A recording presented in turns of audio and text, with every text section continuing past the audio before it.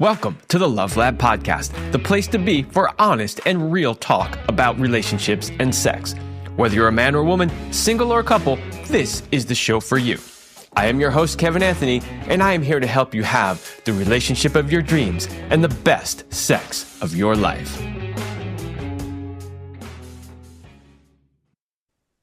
All right, welcome back to the Love Lab Podcast. This is episode 359, and it is titled How to Avoid Misused and Weaponized Therapy Speak in Relationships. This is going to be a really fun topic because, in the past, this wasn't so much of an issue because people didn't know the terms. They weren't really in the popular culture.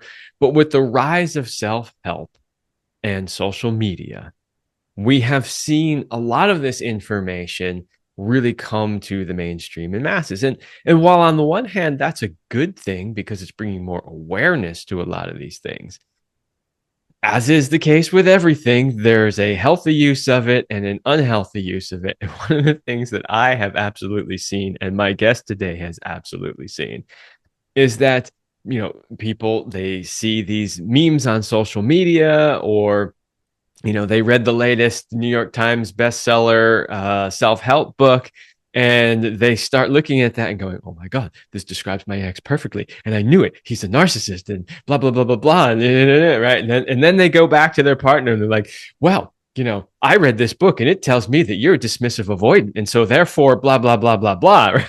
Like, this happens a lot. And the problem with that is it can cause more problems than you're actually trying to solve. And so that's what we're going to talk about today. I have a guest with me who's going to help me unpack this. We're going to talk about, sort of what we mean by therapy speak. What's the difference between weaponizing versus a healthy use? We're going to talk about some specific terms that are often misused and some of the problems with doing that. So that's what we're going to talk about on the show today.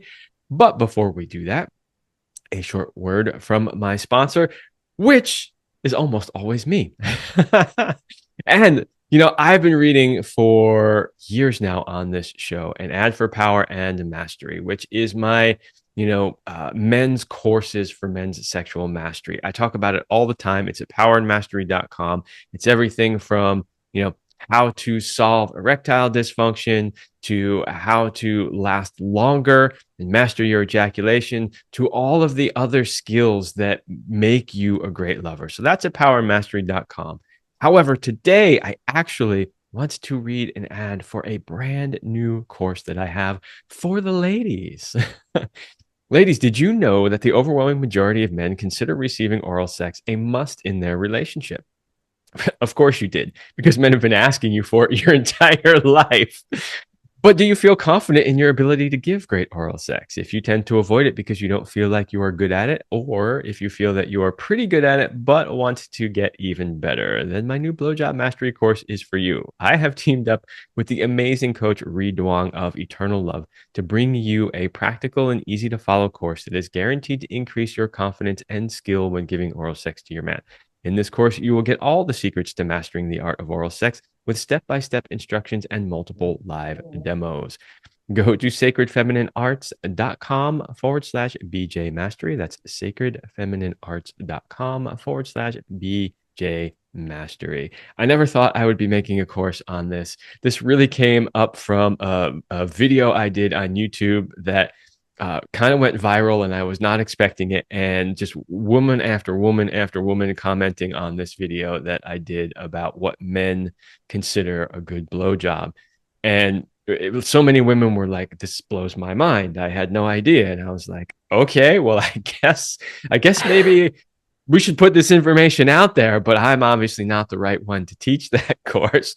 So until I found the right woman who had the skill set and was willing to take my point of view and combine it with hers, that's how this came about. So go check that out, sacredfemininearts.com/BJ Mastery. I'm actually excited to finally have an online course to offer to all of the women that have been coming into my practice lately. So, all right, enough of that stuff. Let's get into the meat of this. Dr. Isabel Morley is a clinical psychologist and couples therapist. She is the author of They're Not Gaslighting You, Ditch the Therapy Speak, and Stop Hunting for Red Flags in Every Relationship. She also writes for Psychology Today, co-hosts the podcast Romcom Rescue, and lives in the Boston area. Welcome to the show. Thank you so much for having me on. I'm very excited to talk to you today. You wrote a book called They're Not Gaslighting You, Ditch the Therapy Speak. So, you are absolutely the right person to have this conversation with. What's funny, the subtitle is, ditch the therapy speak and stop hunting for red flags in every relationship. I was at a 4th of July party this past weekend, and I saw a friend of mine there, and he shows up and he's wearing a shirt that has a big red flag on it, and it says, "I'm the red flag they warned you about." That's pretty good. I like that. On the nose. Exactly. Well, hey, at least it's honest, right? Right? Okay. So before we dive into, sort of the real bulk of the conversation, let's start with defining therapy speak. What do we mean when we say therapy speak? Therapy speak covers so much ground, but basically any disorder or term that is used in the therapy world when you're in session, things like boundaries, holding space, to clinical disorders in the DSM, we all consider this therapy speak, and it's language that makes sense in the therapeutic relationship when you're in session working with somebody or in the psychological field, and has now left the therapy room and is part of everyday conversation. So obviously it has a place, right? Like in the therapy world and in the context of a therapist client relationship, there is a good place, and it's important that we have these terms so that, we can have an understanding of what we're talking about when we're relating with a client or potentially a colleague. But outside of that, why could this potentially be a problem? Therapy speak can be distancing. And by that, I mean it can help you not be actually vulnerable or authentic in expressing your feelings because you're using these different terms, this vernacular that explains an experience without you having to divulge your specific emotional experience and feelings. And the problem with therapy speak is that it's very often misused and or weaponized. And I make a distinction there because misused means an inaccurate application of a therapy term. That's very different from a weaponization where somebody uses a therapy term to blame another person, to gain power and control over them and their relationship. And that's something that I see abusive partners doing very effectively nowadays, which is, I think, maybe the biggest concern of all with therapy speak. Yeah, let's talk about both of those a little bit more. One of the reasons why this topic kind of spoke to me personally was because many years ago, when I was in my, I think, mid-20s or so, I was dating a woman who was getting her master's in psychology. And so I know where this is going. Oh, of course you do. So of course she would come back to me and go, "Well, you're this and you're that," and I do blah blah blah, because she's learning all of these terms, right? She's learning how to diagnose, and she's coming back to the relationship and totally trying to apply it all to her own relationship, which I was not having, and I had to put my foot down pretty quickly and say, "I'm not allowing you to be our therapist. Like, you're not going to diagnose us, right? Like, you have to leave that in school." But because I've personally experienced that, I know, how difficult it can be in a relationship. And so when I saw this title, I was like, man, we need to talk about this. So you mentioned that there's basically two problems. One is the misuse, which I think was mostly what was going on in my personal experience. I mean, she was very new. She was just learning a lot of this stuff, and this is going back over 25 years, right? So this stuff wasn't necessarily in the mainstream. So, I'm taking her word for what's coming from, her teachers in her classrooms and her professors, and like, okay, what does this really mean? Is this really true? So there's that. There's the whole misuse of stuff. And then there's, the potential weaponization. Let's talk about misuse first. What are some of the most common ways that you see this therapy speak being misused? I think the main way is what you just described, where people gain awareness of these words, disorders, terms, and then look at everyone in their life through a clinical lens, which is what every psych grad student does.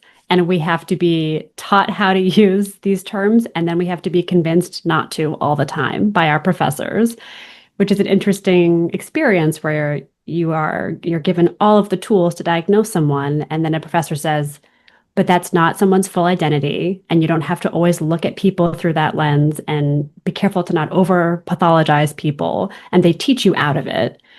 What we see now is people gaining all of this information about psychological disorders, but there's no one talking them out of using them all the time or being more judicious in their application. So people are looking at every behavior, every experience, every relationship through a clinical lens and seeing how they could label it instead of it just being normal but difficult. They can call it pathological in some way that offers them a sense of relief or a path forward or absolves them from responsibility. And I think that is happening almost constantly nowadays.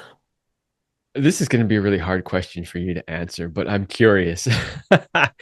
When you see this happening, what percentage of the time is the issue actually pathological? What percentage? I mean, just a rough guess. I mean, two, five, because the truth is, most often people come into my practice and they're using these terms. They're going through something very difficult. They're not in a good place in the relationship. It's often not pathological. It's usually me having to tell them if it's a pathological issue. It's very hard for people to accurately assess, diagnose, and communicate when there is true narcissism at play or true OCD. So I'd say it's a very, very, very low percentage when people are right. So let's compare and contrast that then. Like, again, just a rough percentage. Like, how many people come in using these pathological terms, but then, and, we found out maybe 2 to 5% are actually pathological, but how many of them are actually coming in using the terms thinking there's a pathological issue? Everybody believes that they're right about these words. Everyone who comes in and says they're gaslighting me, they're a narcissist, they have to be bipolar, is pretty confident in their conclusion, um, which is difficult then as a therapist to try to assess and then walk people back from these conclusions in a way that's not so invalidating that they won't work with you.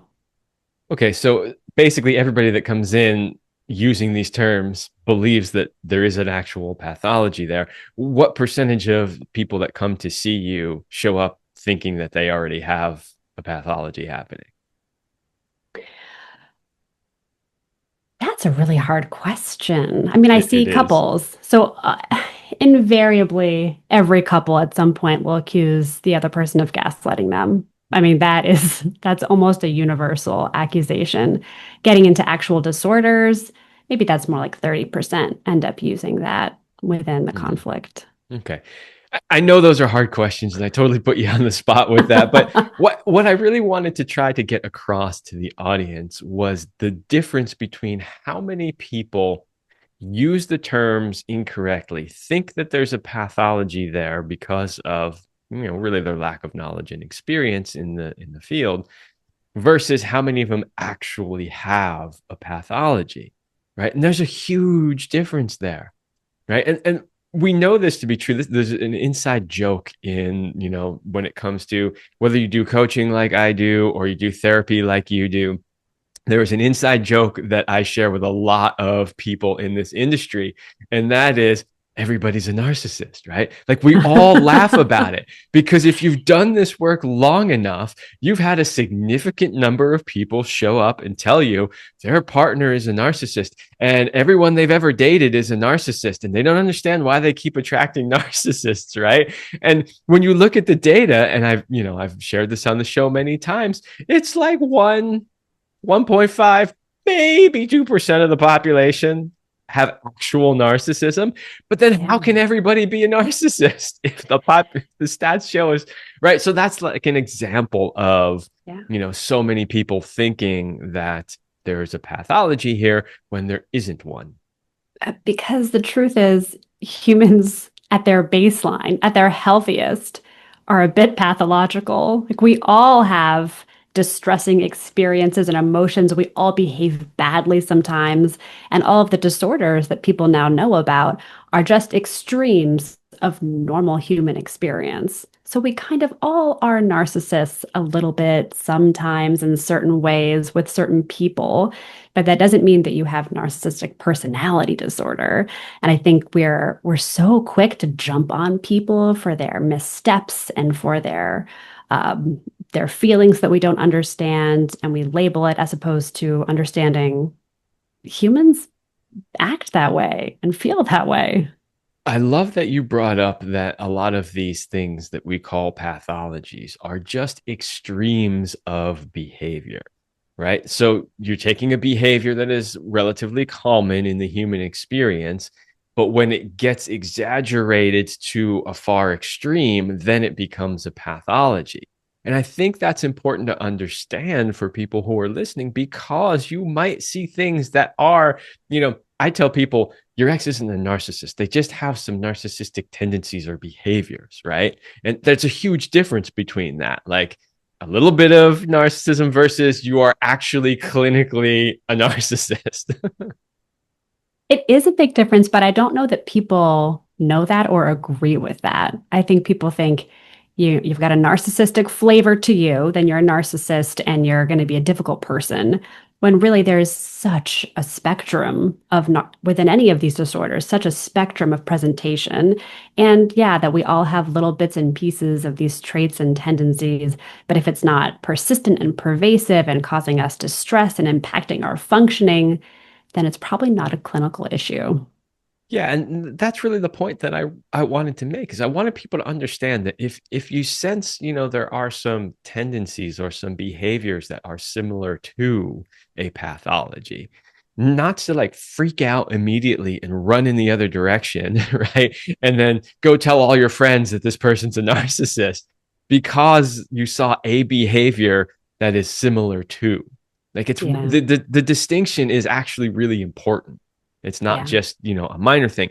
And I think, tell me what you think about this, but I think one of the reasons why we as humans tend to do that has to do with what's called the negativity bias, right? Like I'm sure you're aware of that, which is that we're programmed, for survival to always look for like the worst case, like thing, right? Because we want to absolutely avoid anything that is going to basically kill us, right? Like it's programmed into our DNA to always be looking for the problems, something wrong, that tree moved over there. Maybe there's a lion behind it, right? Like that kind of stuff. And I think we still do this in modern, in our modern world where we're constantly looking for all the possible red flags, right? Like we just talked about before. And we get so caught up in that instead of looking for the positives, the places where the person and ourselves meet and where we have things in common and where we share common values and goals, we're always looking for the red flags. What do you think about that? I think it's exactly right. There is such a need to protect ourselves, right? Whether it's because it's been biologically hardwired and that's just how we view the world, and there's a vigilance with which we approach our interactions, or because there's so much focus on it right now in the zeitgeist of making sure you are assessing people to be good, healthy, romantic partners. And here's what you have to watch out for. We are so programmed to be on the hunt for whatever these indicators, early signs could be. And the issue is that humans always have early indicators that they're difficult in some way. And if you jump on the first sign and draw a conclusion and, end the relationship, you're going to cycle through a lot of people because we all have rough edges and growth areas that are never ending, like lifelong work we have to do. And so you're not going to find a perfectly formed human. Absolutely. And that's one of the main reasons why, this aspect of the conversation is so important because I do see people, churning and burning, right? um, they're just going through one person after another, uh, because they're constantly, looking for that perfect person, that perfect match, that soulmate, that twin flame, right? Like, those of us in this field, we cringe when we hear those words, right? I saw the look in your eyes. And therefore, they're not stopping to actually put in the work to make a relationship work. Somebody asked me in a group coaching session that I do weekly, uh, what was one thing that I've learned over the years doing this work? And I was like, whoa, what a great question. I never really thought about it. I don't know even how I could even narrow it down to one. But the thing that popped into my head in that moment was that if you really want to, with pathological, issues as an exception, if you really want to invest the time and energy into doing the work, the personal work and the group work as a couple, you really can make any relationship work. Right. Now, I'm not saying that you need to stay in any relationship, like just pick anybody and just make it work. No, there are better relationships than others, right? Mm-hmm. But that was a realization I've had after having worked with enough people, is that usually what gets in the way and makes it not work are the lack of skills in knowing how to relate to another human being. And when you get Mm-hmm. all that junk out of the way and teach them some skills, oh, look at that. The relationship is suddenly working. I think that's such a good point because the problem then with therapy speak and this tendency to be vigilant towards others is a lack of introspection and self-awareness about where your growing edges are, what work you have to do, what you are bringing into the relationship, and that is where people actually have agency and can make positive change. But if you're always figuring out the ways in which other people have disappointed you, have red flags, have clinical issues, and never looking at yourself, then you won't be able to figure out how you can be a better person in all of these interactions and relationships. And that, stifles your own growth. Yeah. Yeah. I tell people all the time because, when somebody's interested in potentially working with me, if they're married, that's different. But a lot of times they're dating, right?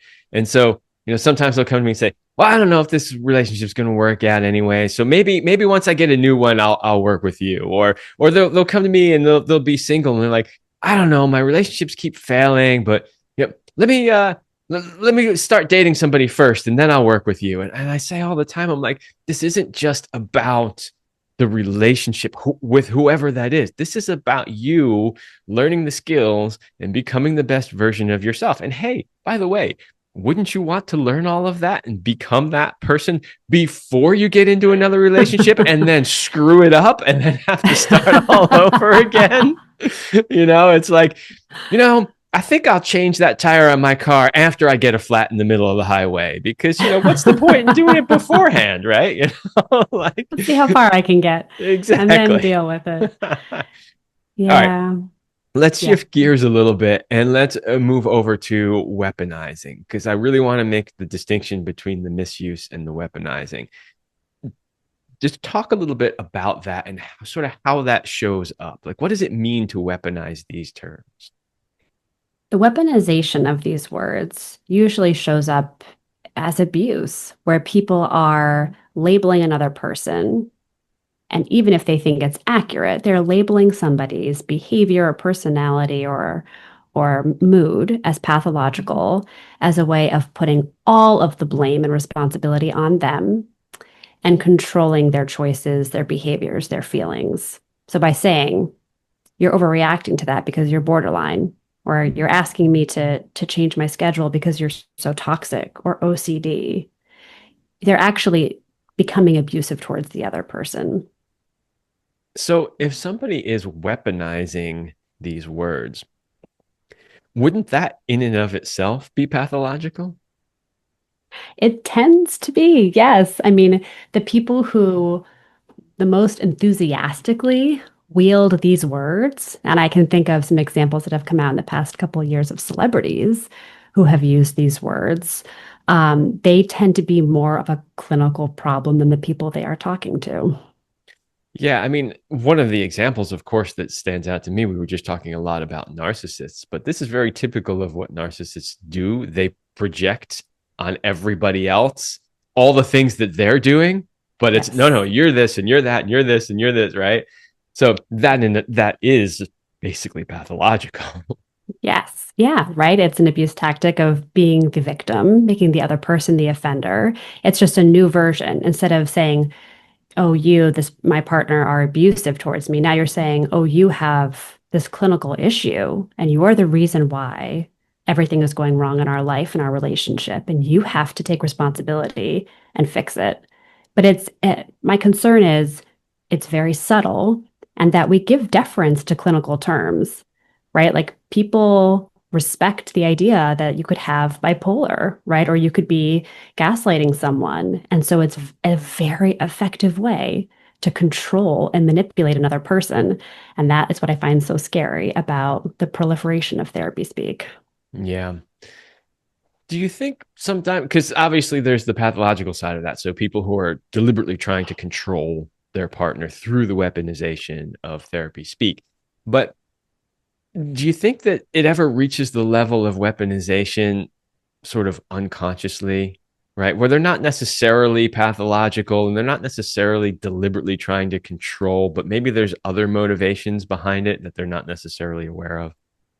Absolutely. I think the best example is people's weaponization of boundaries. That if you say, this is my boundary, it's a way of saying, you have to do what I'm saying. Whatever that line in the sand that I've drawn, you have to do it because I've said this is my boundary. And therefore, if you disrespect it, right, that's a boundary violation and you're a problem. When really, people cross each other's boundaries all the time. Just because it's your boundary doesn't mean somebody has to respect it. So I think there isn't always a malicious intent with that word, but it can be weaponized very frequently. Ooh, that's a really good example. You know, in the coaching world, we spend a lot of time helping people actually set boundaries and understand why setting boundaries are important and then setting appropriate boundaries. And therein lies what you're talking about here. Just because you set a boundary doesn't necessarily mean it's an appropriate boundary. Yes. And sometimes, and people hate this idea, sometimes an appropriate boundary has to be a flexible boundary. If it's someone that you care about and their boundary is rubbing up against yours, sometimes there is a negotiation or a conversation. And I think people are coming in with these hard lines and a lack of willingness to discuss them, to be flexible, to consider shifting anything, which in the context of an abusive relationship is great. You shouldn't let people cross your boundaries, right? And take advantage of you. But in healthy relationships, that rigidity ends up being a lot less productive. But with all of these terms, there is such nuance, as I'm sure you see. Like it depends on the person you're working with, their relationship with the other person. And so it's so hard to apply these hard and fast rules for all these clinical words. But that's essentially what social media does is they give you really general applications of what you should do. And that tends to not be very effective. Isn't that true of so many things, right? Yes. I think when it comes to this or really anything else, the beauty of social media is it can raise your awareness to something. But if it does raise your awareness to something, that's the point at which you need to actually go and do more research, right? Whether that means reading an Yes. actual book written by an actual therapist, such as you, or whether that means going to see a therapist or whatever it is, like do the actual research. Don't stop at what you read in the meme on social media. Oh, if I could have everyone in the world hear that, that is exactly what I want people to know is let social media spark your curiosity, but not inspire a conclusion. Like let it make you wonder and then go find out more, but don't stop at that one meme that resonated with you because it's probably not the full picture. Yeah, it's sad that the way culture has evolved, and this is not true in everything, not just the therapy speak that we're talking about, but our brains have been so hijacked and our attention spans cut so short that all we ever do like is read the headline, right? Like how many times that has media been caught writing a headline, writing an entire story, and then the very last paragraph of the story actually contradicts the headline, right? But so then they can't be accused of lying, but then they get their message out because the only thing anybody ever read was the headline, right? Yeah. So it's kind of similar, right? We're so used to just taking those short little 30-second, sound bites or memes, and we're not really truly learning the depth of what these things are about. And that honestly is sad. And I hope that we can, through episodes like this and conversations like this, start to change that a little bit. Yeah. I mean, I think that's why I made the title of my book as provocative as it is in part because you're competing with a lot of clickbait information and you have to capture people's attention and then draw them in to learn more. But it is hard. You're going up against a lot of really entertaining information, even though research more every day coming out shows that a lot of the information on TikTok and Instagram is misleading, is inaccurate when it comes to mental health issues and relationships. But what gets attention is clickbait, extreme information, captivating stories and pictures. And that's what people remember. Yeah, as a content creator, I battle with this all the time because I try not to be hyperbolic in my titles or, my little clips, because I want to be real and genuine as much as I can. And then at the same time, I realize I'm competing with all of that insane hyperbolic stuff that's getting all the clicks. So I try to find a balance in between of something that is maybe slightly provocative, but without being hyperbolic. And it's actually not easy to do. I believe it. I really do believe it. It's a hard line to walk. And I think that a lot of content creators for the therapy world have nothing but the best intentions and are putting out really good information. But just because of the format of social media, it's not going to be a full, complex, nuanced explanation of a disorder or a term. And so people are just taking snippets of information and drawing their own conclusions. Yeah.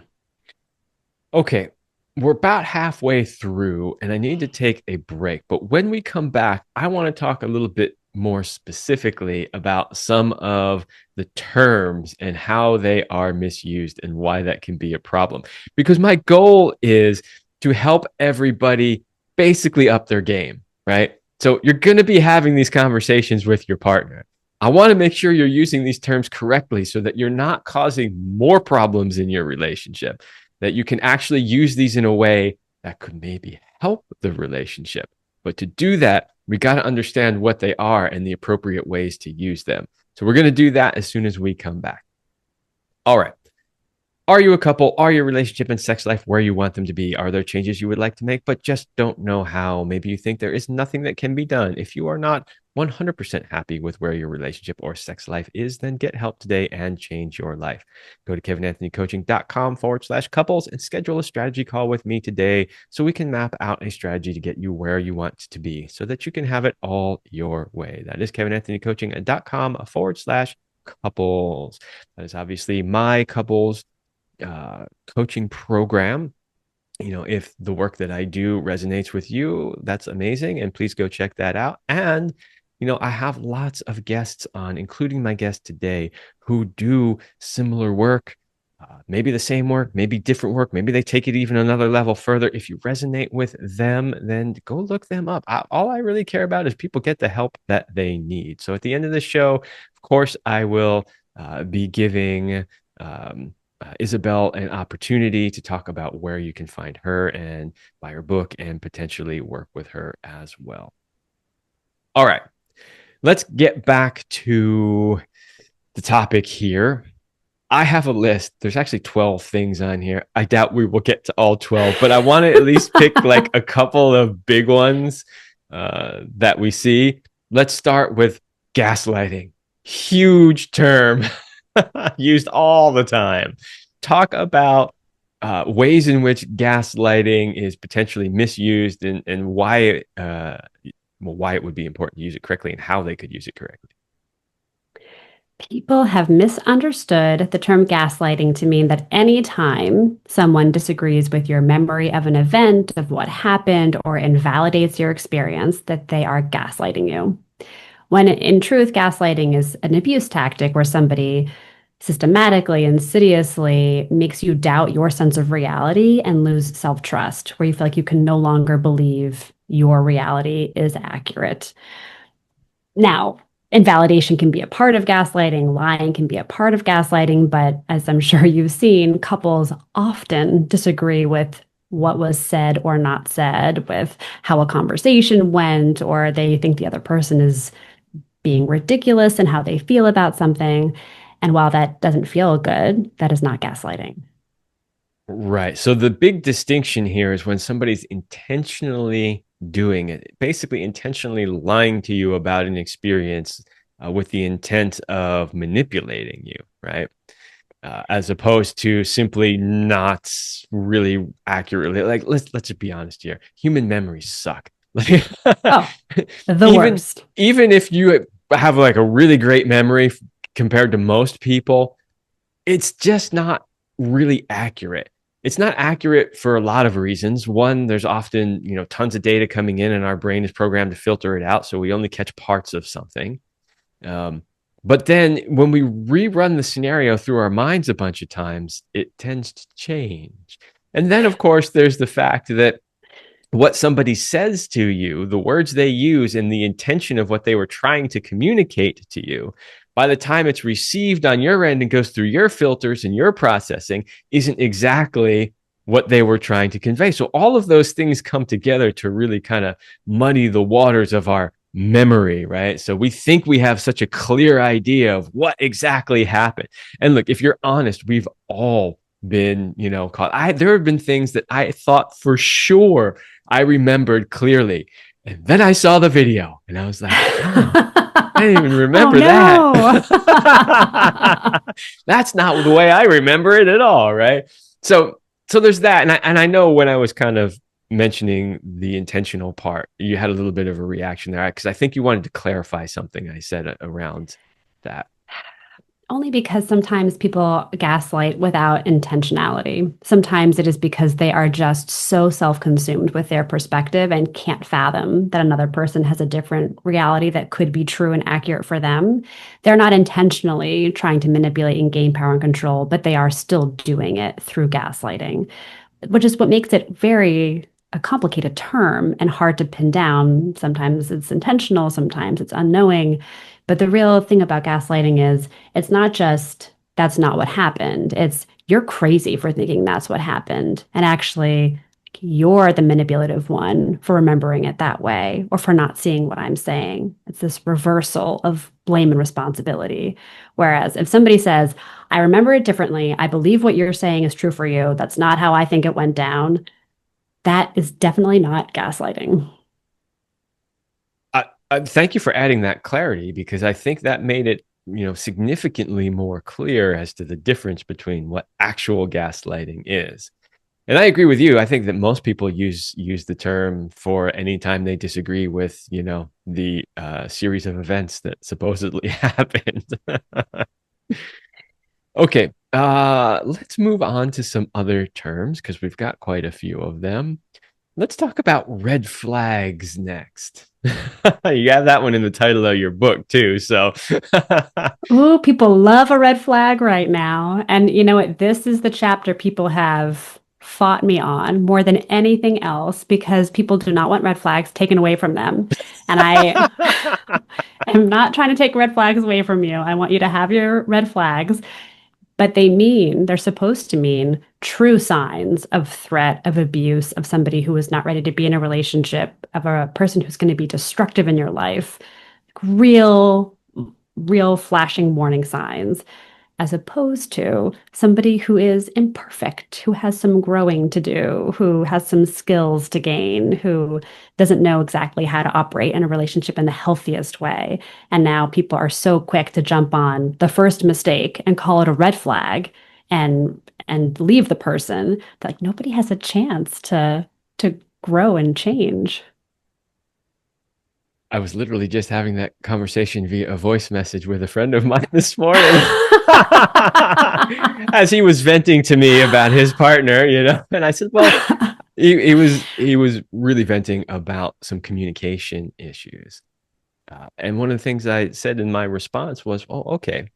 Um, she's new to communicating in the ways that you're used to communicating. But the question is she open to learning new ways of communication, and is she actively working on it?" Right? Yes. Because if the answer to those is no, then okay, I get it. That's a red flag. Like it's really hard to be in a relationship with somebody that just can't communicate and refuses to learn how to do so, right? But if she's making an effort, if she's trying, right, that's a whole different story. Yeah, and it's back to the idea that relationships have the cycle of harmony, rupture, and repair. You don't get to skip rupture, but you have to choose repair. It's the same for individual work. Everybody is going to have issues that they have to work on, maybe for their whole lives. And it's not necessarily that they have that problem or that skill deficit. The problem is when they won't recognize it, won't work on it, won't, apologize for it. And I think that people just want perfectly formed humans who have done all the work, who have been in therapy, who know all the words and know their personality style. And that person doesn't exist. I have never met that perfect person in my I, life. I was just going to ask you, I was going to say, as a professional, not only, all the people you've worked with, but all the professionals in the industry, how many perfect people have you met?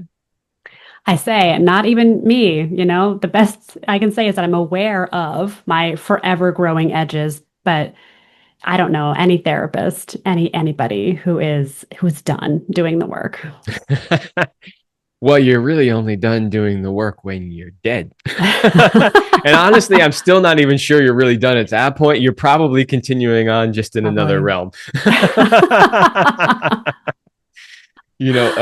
All right, if we want to start going down the spiritual, philosophical road, probably when you're done is when you merge back with source, right? That's probably it. That's Yep. probably when you're done. So, however many lifetimes that takes.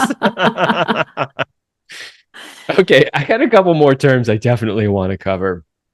Uh, Another one that you hear used a lot is toxic. Everything is toxic. Masculinity is toxic, and everything is toxic, and he's so toxic. Let's talk about that term a little bit. I mean, my issue with toxic is that it means everything and therefore it means nothing, right? If toxic means abusive, but toxic also means immature, like when you just say that word, all we know is that you think the other person is a problem and that you're not a part of it, not a part of the issue. And it defers, it puts all the blame on them. What I say with toxic is tell me what you mean by toxic. Is it a dynamic that's not working for you? Is it their communication? Do you think they have an actual clinical disorder? Is it abusive? Or are they just not for you? Right? Is it something about the way they operate, not what you're looking for, and maybe not toxic or bad or objectively wrong, but just not the right fit for you, in which case you don't have to call them toxic. You can just say, they're not the right fit for me. When I think of the term toxic, and I didn't look this up beforehand, although it'd be interesting to read the actual dictionary definition of it. But when I think of toxic, like when they put something on a bottle and says it's toxic, it means it'll kill you. Yes. Yes. But then you think of, the Britney Spears Toxic song, right? Which is this like very exciting but unhealthy sexual dynamic with someone. Like it could mean so many things. And all you know is that it doesn't feel good for you or it's bad for you in some way. But I think people should really push themselves to define what it actually means.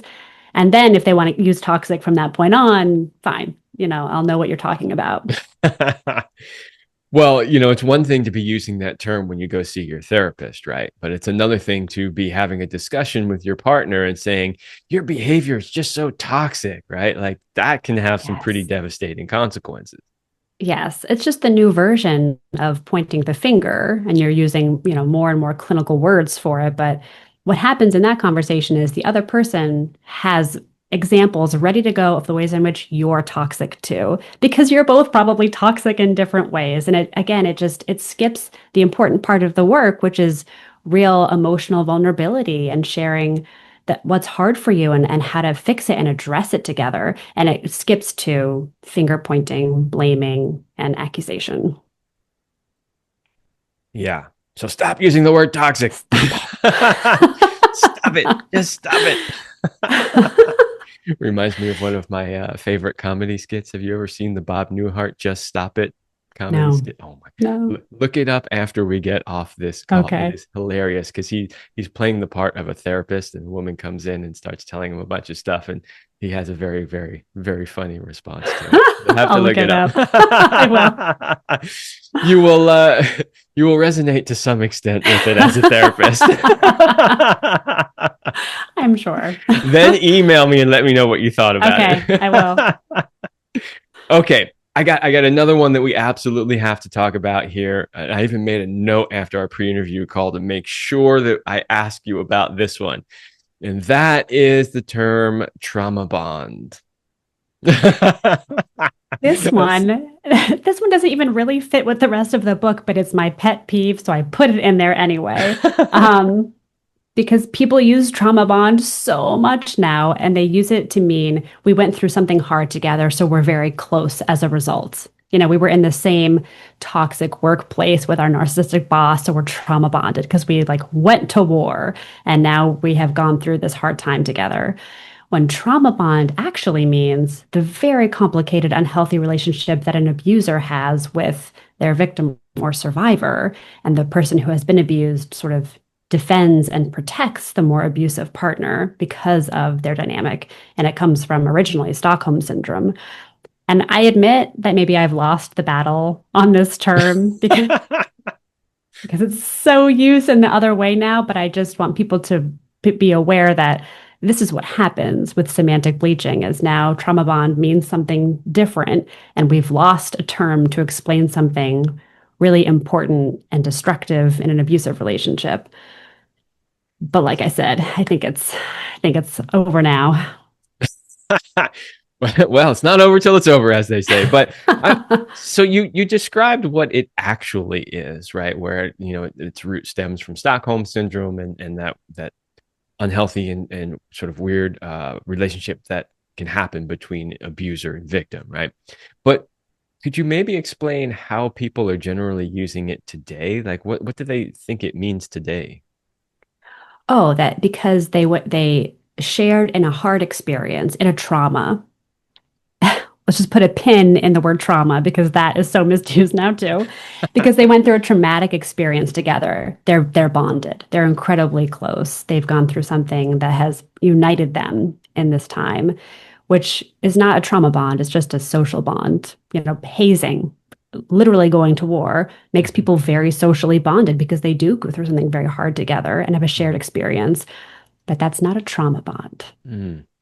Sometimes I hear that term used in an even different way than either of those two, which is that some person has experienced some sort of trauma in their life.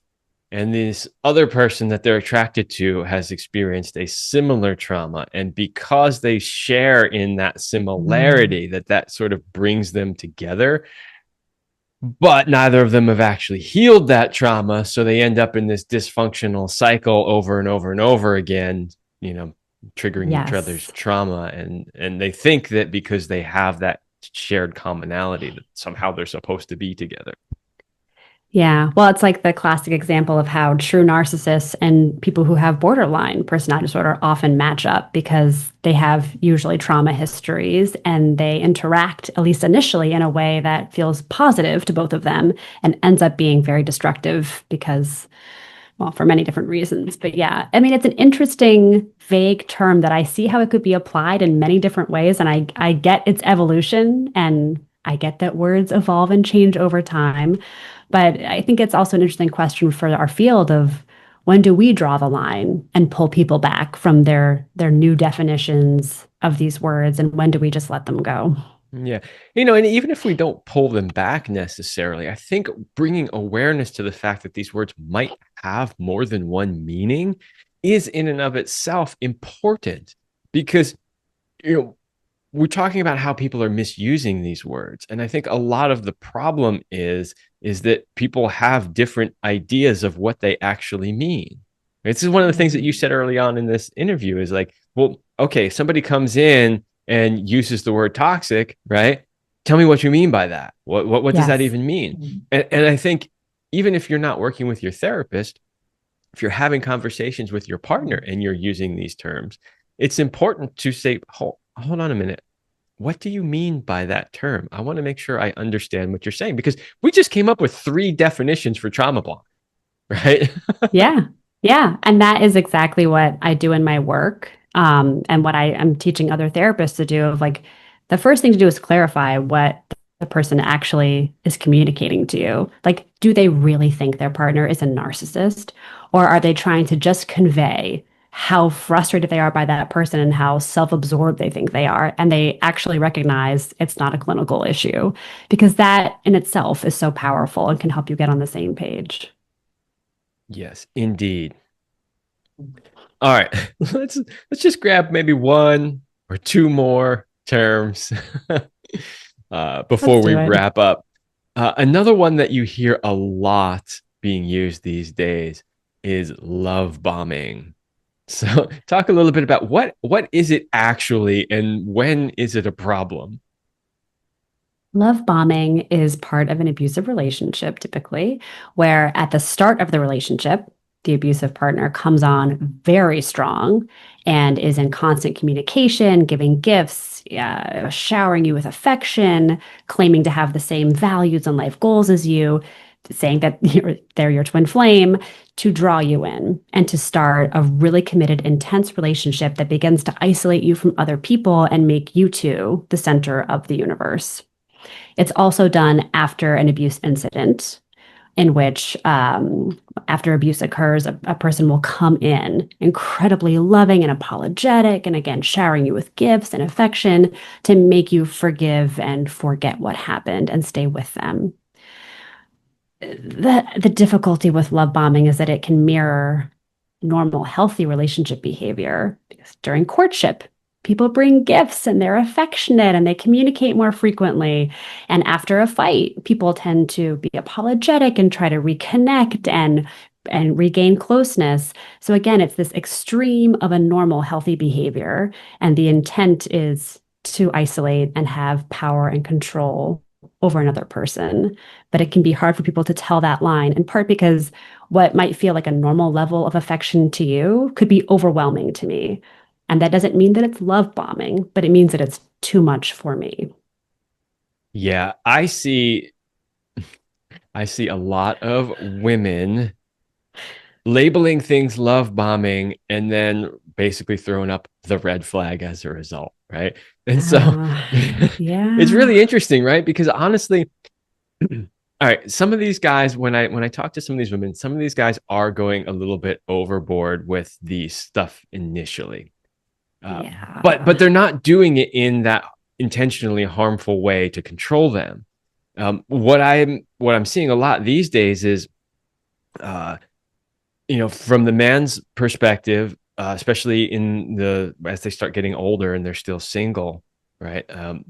They start like really going overboard to try to attract a mate, right? And so Mm, then women who have been, hurt countless times throughout their life are seeing this and they're going, "Oh my God, he's love bombing me. This is a red flag."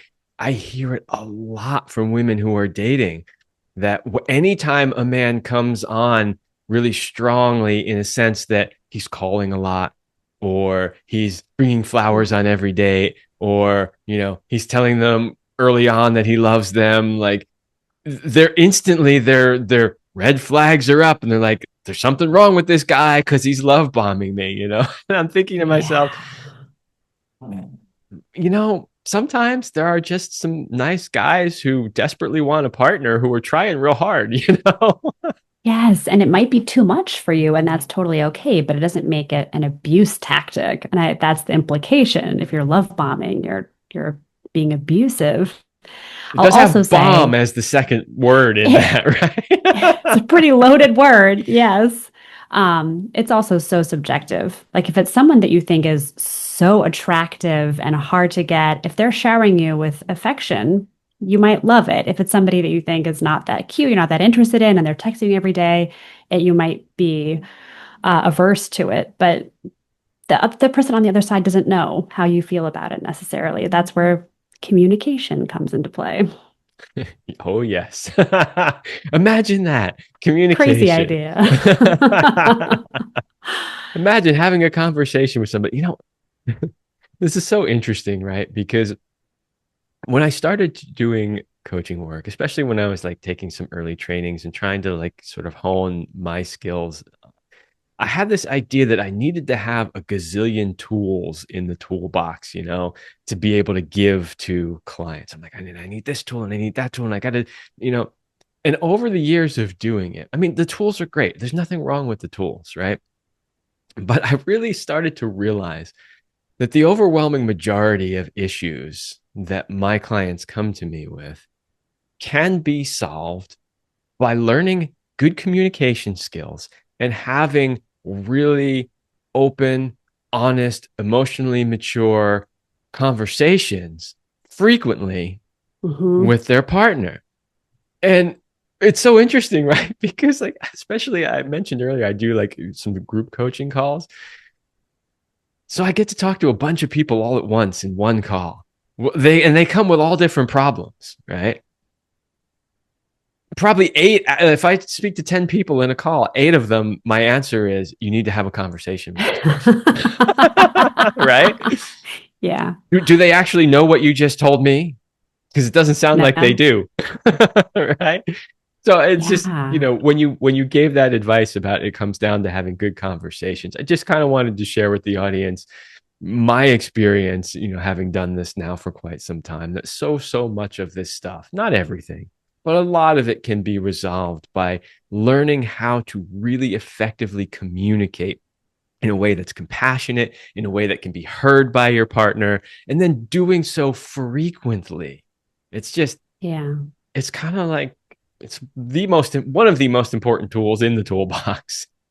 It's the answer, but it's also so risky. People find it so risky to be that vulnerable, to share their feelings or to share their needs because it means the other person could not listen, could not care, could not agree. And so it does feel easier, safer, more protected to just use a label, use a term, make the other person the problem, and not have to have that conversation. But you're right. Talking to each other is the answer most of the time. Imagine that, right? I do spend a lot of my time simply teaching people the framework for how to have a good conversation. Mhm. But at the same time, I'm glad that it's not super complicated. I'm glad that we don't have to, figure out how to get to Mars in order to solve our relationship problems. Like the fact that it's actually not that difficult is a good thing. If we could just get out of our own way, it would be so much simpler.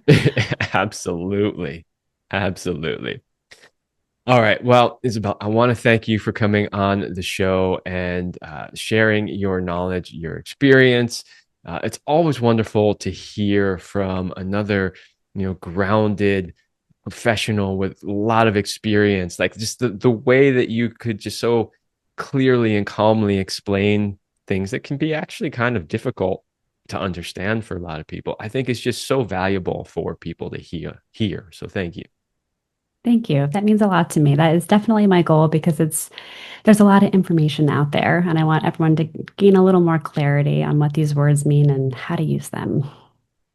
Absolutely. So tell people where they can find more about you and potentially where they can get your book. So my book is wherever books are sold, Amazon, Barnes& and Noble, Target. You can find more about me at my website, drisabelmorley.com, where I have resources and PDFs and my coaching, or you can find me on Instagram at Dr. Isabel Morley. Awesome. And those links are in the description. So please go check those out.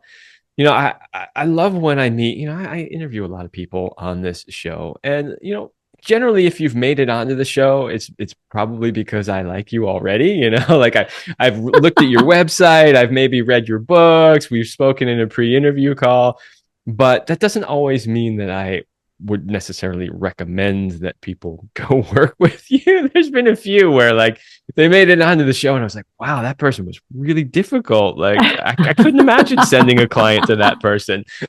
Right. But I would absolutely recommend, if you resonate with Isabel here, to for sure go check out her work and her book. Thank you. I was worried you were going to say the other direction. And this is one of those interviews. I'm not sure. No, Thank you. I would have just kept that to myself and let the audience decide if that were the case. But when I do resonate with someone and I feel like they have a really good grasp on their work, and I like to sort of reinforce that and let people know this is somebody that I would actually trust myself. So thank you. That means a lot to me, actually. Thank you. You're welcome. Thank you for having me on. This is a great conversation. You're welcome. Yeah, it was a great conversation. When I saw that topic come up, I'm like, I really want to have this conversation. The clarity with which we discussed the terms, and mostly you bringing the clarity to the terms, I think was really valuable. And I'm so glad that this is going to be out there because I think it has potential to really help people. So thank you. All right, everybody, that's all the time I have for this episode, and I will see you next week.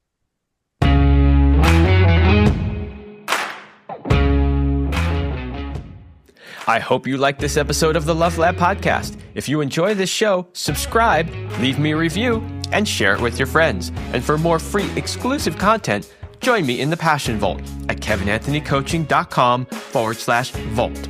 That's kevinanthonycoaching.com/vault. Thanks for listening, and remember, as Celine used to say, you're amazing.